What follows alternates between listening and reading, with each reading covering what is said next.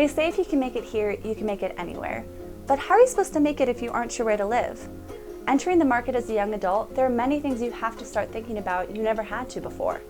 With 5 boroughs and over 150 neighborhoods in all of New York City, you have to decide where you want to live. To do so, you have to think about your commitments. Whether it's jobs, friends, family, or classes, there's always going to be something drawing you to a specific location. Rising rent costs play another factor. According to a recent report, the average rent for a 1-bedroom apartment in New York was over $3,000. But before you pack your bags and move back to Texas, there are a few neighborhoods in New York that give you more bang for your buck. The Upper West Side, stretching from Columbus Circle to the top of Central Park, there are plenty of apartments to choose from. On this side of Manhattan, you're more likely to find a 2-bedroom apartment almost always going for $3,000. However, the bigger the apartment, the higher you may have to climb for a reasonable price. But with places like the Natural History Museum and Lincoln Center, how can you pass this up? If you're looking for space and low prices, Crown Heights may just be the place for you.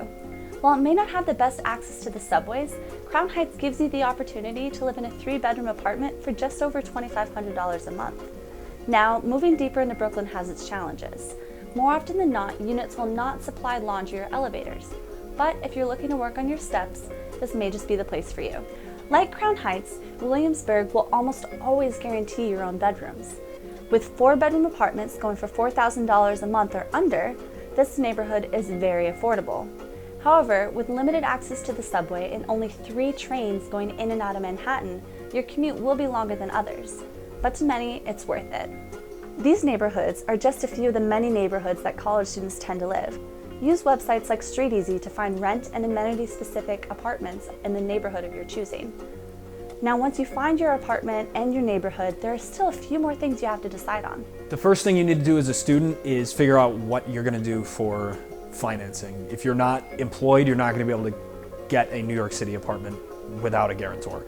Guarantor requirements are typically, the guarantor has to make 70 times 1 month's rent. There are companies that do it. The guarantors, Rhino, are a couple of companies. They charge a fee, but that's the number one thing. You need to figure out if you can afford to move off campus, where you can afford to move, and then how you're going to pay for it. So once you've signed the lease, you're ready to move in, the first thing you want to do is take pictures and record any damage. It's good to have pictures on your phone that are time stamped. I mean, iPhones and most modern phones are going to have a good time signature. The other thing you want to do is you want to email the issues to your landlord or your real estate agent, something that has a date and time and pictures. As far as the moving process, you want to make sure that if you use movers, you want to make sure they're insured. Otherwise, it's either going to come out of your renter's insurance if you have it, or you're going to have to pay out of pocket if they do damage something. Moving to New York is scary, but it doesn't have to be hard. With a little research and help from people who have gone through the process before, you'll be in your new apartment in no time. Reporting with ESTv, I'm Callie Patteson.